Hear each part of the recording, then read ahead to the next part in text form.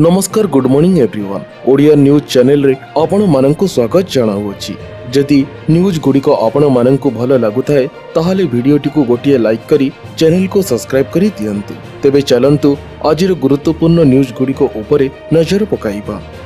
आजिठारु प्रबलरु अति प्रबल छचिबा वर्षा एही सबु जिल्ला को अलर्ट जारी कला पाणीपाग विभाग। तेबे किछि दिनर प्रचंड ग्रीष्म प्रभाव परे एबे मिलिबाकु जाउछि आश्वस्ति, कारण आजिठारु राज्यर विभिन्न स्थान रे वर्षा हेबा नै आकलन करियछि आंचलिक पाणीपाग विभाग। एबे राज्य रे जेउ बळी खरा ताती हेउछि समते खोजु अछंती वर्षा टोपाए आ जहा एबे हेबाकु मधि जाउ अछि। तेबे आजिठारु राज्य रे वर्षा हेबार संभावना रही अछि। आज अपराह्न रे मालकानगिरी, गंजाम, कोरापुट और मयूरभंज रे बिजुली घड़घड़ीर आशंका रहितबारु येलो वार्निंग जारी करा जाइ अछि। घंटा प्रति 30 रु 40 किलोमीटर बेगरे पवन बहिब। सेहीपरि झारसुगुड़ा, बौद्ध, संबलपुर और बलांगीर को हिट वेव पई येलो वार्निंग देइछि पाणीपाग विभाग। तातीय आर्द्रता पई 11 जिला को येलो वार्निंग जारी होई अछि। 27 तारिख रे काल बैशाखी पई 7 जिला कोरापुट, गंजाम, सुंदरगढ़, मयूरभंज, बालेश्वर, केन्दुझर और भद्रक को ऑरेंज वार्निंग देइछि पाणीपाग विभाग। परवर्ती खबरटी हला 2 गुण हेला पुलिस कर्मचारी पोशाक भत्ता। तेबे मुख्यमंत्री मोहन चरण माझी गुरुवार कहियछंती ओडिशार पुलिस बाहिनी को दक्ष और श्रृंखलित करी गढ़ी तोड़िबा पई राज्य सरकार प्रतिबद्ध। तेबे राज्य पुलिस बाहिनी को अधिक क्रियाशील करने लक्ष्य रे मुख्यमंत्री मोहन चरण माझी पुलिस कर्मचारी भत्ता और प्रोत्साहन राशि वृद्धि करियछंती। ए संपर्कित प्रस्ताव को मुख्यमंत्री अनुमोदन देइयछंती। एही निष्पत्ति अनुଯାयी कॉन्स्टेबल ठारू इन्स्पेक्टर पर्यंत पुलिस कर्मचारी पोशाक भत्ता 2 गुण होई अछि। इन्स्पेक्टर मानकर पोशाक भत्ता वार्षिक 4300 रु 8600 टंका, सब इन्स्पेक्टर और एसआई मानकर पोशाक भत्ता वार्षिक 4200 टंका रु 8400 टंका, हाबिलदार, कॉन्स्टेबल और सिपाही मानक पई 5000 रु 10000 टंका एवं स्पेशल स्ट्राइकिंग फोर्स रो एक्स आर्मी कर्मचारी मानक पई पोशाक भत्तार परिणाम वार्षिक 5900 टंका रु 11800 टंका को वृद्धि पाई अछि। एही पदवीर समान आयकर कर्मचारी और अधिकारी मानकु मध्य एही परिमाण रे भत्ता मिलिबो। परवर्ती खबरटी हला एप्रिल 30 पर्यंत लगातार 4 दिन बंद रहिबो बैंक। जल्दी सारी नियंतु आपणकर बैंक काम। तेबे अधिकांश राज्य रे चतुर्थ शनिवार और गौरी पूजा थिबारु एप्रिल 26 रे बैंक बंद रहिबो। एप्रिल 27 रविवार साधारण साप्ताहिक छुट्टी रहिबो। आगामी किछि दिन मध्य रे भारत रे निम्नलिखित बैंक छुट्टी रहिबो। एप्रिल 24 रे चतुर्थ शनिवार और गौरी पूजा जोगु अनेक राज्य रे अनेक बैंक बंद रहिबो। एप्रिल 27 दिन साधारण साप्ताहिक छुट्टी पालन करा जिवो। परशुराम जयंती अवसर रे हिमाचल प्रदेश रे एप्रिल 29 रे बैंक बंद रहिबो। कर्नाटक रे बासव जयंती और अक्षय तृतीया पालन करुथबारु एप्रिल 30 रे बैंक बंद रहिबो। तेबे भारत रे बैंक छुट्टी आरबीआई द्वारा निर्धारण करा जाई थाए एवं स्थानीय पर्वपर्वाणी और कार्यक्रम आधार रे विभिन्न राज्य रे भिन्न भिन्न मध्य होई पारे। फिजिकल शाखा बंद रहितिबा बेले ऑनलाइन बैंकिंग सेवा, एटीएम और मोबाइल बैंकिंग ऐप कार्यक्षम रहिबो। परवर्ती खबरटी हला गाँ स्कूल रे पाठ पढ़ाइबे शहरी शिक्षक, राज्यरु दूर हेबो शिक्षक समस्या। तेबे ग्रामांचल स्कूल गुड़िकर दूर हेबो शिक्षक समस्या। गाँ को जिबे शहरी स्कूल शिक्षक।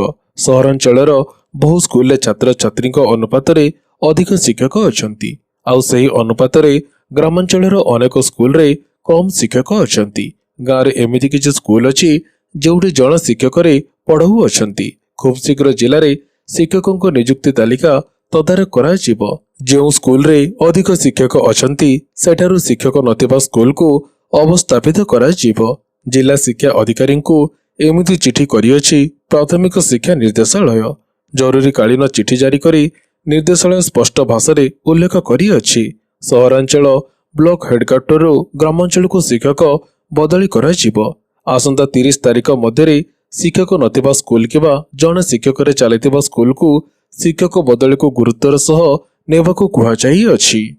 परवर्ती खबरटी हला छोटी समय स्कूल खोलिले हेबो बड़ कार्यानुष्ठान। तेबे बेसरकारी स्कूल और कॉलेज को राजस्व मंत्री कड़ा चेतावनी। ସରକାରଙ୍କର ଗ୍ରୀଷ୍ମ ପ୍ରଭାବ ଏସ୍ଓପି ନ ମାନିଲେ ହେବ ବଡ଼ କାର୍ଯ୍ୟାନୁଷ୍ଠାନ।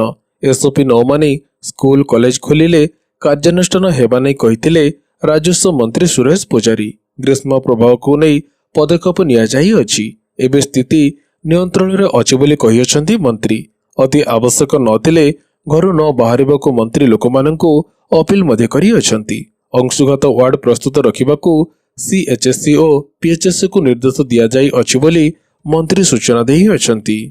ପରବର୍ତ୍ତୀ ଖବରଟି ହେଲା ଓଡ଼ିଶାର ସାମ୍ବାଦିକଙ୍କୁ ନିର୍ମାଣ ଶ୍ରମିକ ଭଳି ମିଳିବ କଲ୍ୟାଣକାରୀ ସୁବିଧା। ତେବେ ଓଡ଼ିଶାର ସାମ୍ବାଦିକ ଓ ଖବରକାଗଜ ବିକ୍ରେତାମାନେ ଶୀଘ୍ର ନିର୍ମାଣ ଶ୍ରମିକ ପାଇଁ ଉଦ୍ଦିଷ୍ଟ କଲ୍ୟାଣକାରୀ ସୁବିଧା ପାଇବେ। ଗୁରୁବାର ଦିନ ଏହି ଘୋଷଣା କରିଅଛନ୍ତି ରାଜ୍ୟ ଶ୍ରମ ମନ୍ତ୍ରୀ ଗଣେଶରାମ ସିଂ ଖୁଣ୍ଟିଆ। ସାମ୍ବାଦିକ ଓ ସମ୍ବାଦପତ୍ର ହକର ମାନେ ଶ୍ରମ ବିଭାଗରୁ ଏହି କାର୍ଡ କରାଇ ସରକାରଙ୍କ ଯୋଜନାର ଲାଭ ଉଠାଇବାକୁ ପରାମର୍ଶ ଦେଇଅଛନ୍ତି ମନ୍ତ୍ରୀ ଗଣେଶରାମ ସିଂ ଖୁଣ୍ଟିଆ। କେନ୍ଦୁଝରରେ ଜିଲ୍ଲାସ୍ତରୀୟ ଜାତୀୟ ପଞ୍ଚାୟତିରାଜ ଦିବସର ମୁଖ୍ୟ ଅତିଥି ରୂପେ ଯୋଗଦେଇ ଏହା କହିଅଛନ୍ତି ମନ୍ତ୍ରୀ।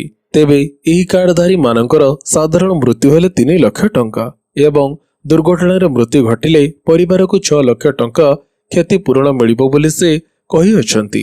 ମନ୍ତ୍ରୀ ଖୁଣ୍ଟିଆ ସାମ୍ବାଦିକ ଓ ଖବରକାଗଜ ବିକ୍ରେତାମାନଙ୍କୁ ଏହି ସୁଯୋଗର ଲାଭ ଉଠାଇବାକୁ ଅନୁରୋଧ ମଧ୍ୟ କରିଅଛନ୍ତି। ପରବର୍ତ୍ତୀ ଖବରଟି ହେଲା ଇପିଏଫ୍ଓ ସାଜିବ ଅସୁବିଧା ସମୟର ସାହାରା। ତେବେ କର୍ମଚାରୀ ଭବିଷ୍ୟନିଧି ସଂଗଠନ ତାର 7.5 କୋଟି ସଦସ୍ୟଙ୍କ ପାଇଁ ଏକ ବଡ଼ ସୁବିଧା ଘୋଷଣା କରିଅଛି। ଏବେ କର୍ମଚାରୀମାନେ ଅଫିସ ବିନା ଏବଂ କାଗଜପତ୍ର ଜମା ନ କରି ନିଜର ପିଏଫ୍ ଖାତାରୁ 5 ଲକ୍ଷ ଟଙ୍କା ପର୍ଯ୍ୟନ୍ତ ଅଟୋ ସେଟଲମେଣ୍ଟ ମାଧ୍ୟମରେ ଉଠାଇ ପାରିବେ। ଏହି ନୂଆ ନିୟମ ଅନୁଯାୟୀ ଶିକ୍ଷା, ବିବାହ, ଘର କିଣା କିମ୍ବା ଚିକିତ୍ସା ପରି ଜରୁରୀ ଆବଶ୍ୟକତା ପାଇଁ ଏହି ରାଶି ସହଜରେ ଉଠାଯାଇପାରିବ। ଇପିଏଫ୍ଓ ଅଟୋ ସେଟଲମେଣ୍ଟ ସୀମାକୁ 1 ଲକ୍ଷ ଟଙ୍କାରୁ ବଢ଼ାଇ 5 ଲକ୍ଷ ଟଙ୍କା କରିଅଛି। ଏହା ପୂର୍ବରୁ 2024 ମେ ମାସରେ ଏହି ସୀମା 50,000 ଟଙ୍କାରୁ 1 ଲକ୍ଷ ଟଙ୍କାକୁ ବଢ଼ାଯାଇଥିଲା।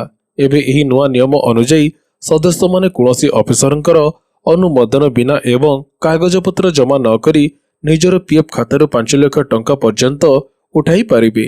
ଏହି ସୁବିଧା ବର୍ତ୍ତମାନ ଚିକିତ୍ସା ସହିତ ଶିକ୍ଷା, ବିବାହ ଏବଂ ଗୃହ କ୍ରୟ ପାଇଁ ମଧ୍ୟ ଲାଗୁ ହେବ।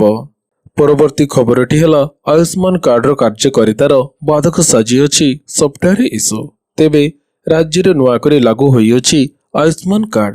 ଆଉ ଓଡ଼ିଶାରେ ଆୟୁଷ୍ମାନ ଭାରତ ଯୋଜନାର ଶୁଭାରମ୍ଭ କରିଅଛନ୍ତି କେନ୍ଦ୍ର ସ୍ୱାସ୍ଥ୍ୟ ମନ୍ତ୍ରୀ ଜେପି ନଡ୍ଡା। ହେଲେ ଏବେ ଏହି କାର୍ଡର କାର୍ଯ୍ୟକାରିତା ବେଳେ ସଫ୍ଟୱେର ସମସ୍ୟା ଦେଖିବାକୁ ମିଳିଅଛି। ହେଲ୍ଥ କେୟାର ପ୍ରୋଭାଇଡର୍ସ ରାଜ୍ୟ ସମ୍ପାଦକ ଲୀଳାଞ୍ଜନ ମୁଖାର୍ଜୀ ଏନେଇ ସୂଚନା ଦେଇଅଛନ୍ତି। ସେ କହିଅଛନ୍ତି ଓଟିପି ଜେନେରେଟ୍ ଟାଇମ୍ ଆଉଟ୍ ସମୟ 10 ମିନିଟକୁ କମିଅଛି। ପରିବାରର ପ୍ରତି ହିତାଧିକାରୀଙ୍କର କାର୍ଡ ଅଲଗା ମଧ୍ୟ ରହିଅଛି। ଆୟୁଷ୍ମାନ ଯୋଜନାରେ ଇମ୍ପ୍ଲାଣ୍ଟ କ୍ୟାପିଂ ରହିଅଛି। କ୍ୟାପିଂ ପାଇଁ ହସ୍ପିଟାଲରେ ଟିକେ ସମସ୍ୟା ମଧ୍ୟ ରହୁଅଛି। ରୋଗୀଙ୍କର ଚିକିତ୍ସା ବିଳମ୍ବ ହେଉନାହିଁ, ପଞ୍ଜୀକରଣ ବିଳମ୍ବ ହେଉଅଛି। ତେବେ ବିଏସ୍କେୱାଇରେ ପ୍ରି ଆପ୍ରୁଭାଲ ବ୍ୟବସ୍ଥା ମଧ୍ୟ ଥିଲା, ହେଲେ ଆୟୁଷ୍ମାନରେ ତାହା ସୁବିଧା ମଧ୍ୟ ନାହିଁ। ପରବର୍ତ୍ତୀ ଖବରଟି ହେଲା ଏମ୍ସ ଭୁବନେଶ୍ୱର ଆରମ୍ଭ କଲା ରୋବୋଟିକ ଆଣ୍ଠୁ ରିପ୍ଲେସମେଣ୍ଟ ସୁବିଧା। ତେବେ ଏମ୍ସ ଭୁବନେଶ୍ୱର ଓଡ଼ିଶାରେ ଉନ୍ନତ ଚିକିତ୍ସା ସେବାର ଏକ ନୂଆ ମାନଦଣ୍ଡ ସ୍ଥାପନ କରି ନିଜର ଅତ୍ୟାଧୁନିକ ରୋବୋଟିକ ଆଣ୍ଠୁ ରିପ୍ଲେସମେଣ୍ଟ ସୁବିଧା ଆରମ୍ଭ କରିଅଛି। ସରକାରୀ ହସ୍ପିଟାଲରେ ପ୍ରଥମ ଥର ପାଇଁ ରୋବୋଟିକ ଆଣ୍ଠୁ ରିପ୍ଲେସମେଣ୍ଟ ପ୍ରକ୍ରିୟା ଆରମ୍ଭ ସହିତ ଜଣେ ମହିଳା ରୋଗୀ ଏମ୍ସ ଭୁବନେଶ୍ୱରରେ ସଫଳତାର ସହ ଆଣ୍ଠୁ ରିପ୍ଲେସମେଣ୍ଟ ଅସ୍ତ୍ରୋପଚାର କରିଅଛନ୍ତି। ଏକ ଐତିହାସିକ ଅସ୍ତ୍ରୋପଚାରରେ ଏମ୍ସର ଅର୍ଥୋପେଡିକ୍ସ ବିଭାଗର ଜଣେ 66 ବର୍ଷ ମହିଳା ରୋଗୀଙ୍କ ଉପରେ ପ୍ରଥମ ଥର ରୋବୋଟିକ ଆଣ୍ଠୁ ରିପ୍ଲେସମେଣ୍ଟ ସଫଳତାର ସହ ସମ୍ପନ୍ନ କରିଅଛି। ଏହି ପ୍ରକ୍ରିୟା ଅତ୍ୟାଧୁନିକ ଟେକ୍ନୋଲୋଜି ସହିତ ସୂକ୍ଷ୍ମତାର ସହ କରାଯାଇଥିଲା ଏବଂ ଅସ୍ତ୍ରୋପଚାର ପରେ ରୋଗୀଙ୍କର ଅବସ୍ଥା ସ୍ଥିର ମଧ୍ୟ ରହିଅଛି ବୋଲି ଏମ୍ସ ଭୁବନେଶ୍ୱର କାର୍ଯ୍ୟନିର୍ବାହୀ ନିର୍ଦ୍ଦେଶକ ଡକ୍ଟର ଆଶୁତୋଷ ବିଶ୍ୱାସ କହିଅଛନ୍ତି। ପରବର୍ତ୍ତୀ ଖବରଟି ହେଲା ରାଜ୍ୟରେ 46ଟି ନୂଆ ସିଭିଲ ଜଜ୍ କୋର୍ଟ ଗଠନ। ମୁଖ୍ୟମନ୍ତ୍ରୀଙ୍କ ଅନୁମୋଦନ ପରେ ବିଜ୍ଞପ୍ତି ହେଲା ପ୍ରକାଶ। ତେବେ ରାଜ୍ୟରେ ଗଠନ ହେଲା 46ଟି ନୂଆ ସିଭିଲ ଜଜ୍ କୋର୍ଟ। ହାଇକୋର୍ଟଙ୍କ ପରାମର୍ଶରେ ସିଭିଲ ଜଜ୍ କୋର୍ଟ ଗଠନ କରିଅଛନ୍ତି ରାଜ୍ୟ ସରକାର। ଏନେଇ ପ୍ରସ୍ତାବରେ ମୁଖ୍ୟମନ୍ତ୍ରୀଙ୍କର ଅନୁମୋଦନ ପରେ ବିଜ୍ଞପ୍ତି ପ୍ରକାଶ ପାଇଅଛି।